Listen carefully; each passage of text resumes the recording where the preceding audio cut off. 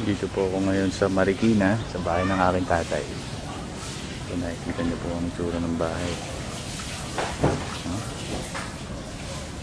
Talagang ang putik po dito ay ano sa pinangalalim. Kaya po kung nakikita maayos.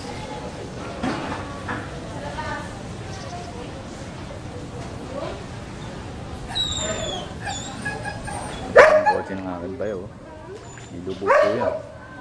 Nagpas tao mga sakyan.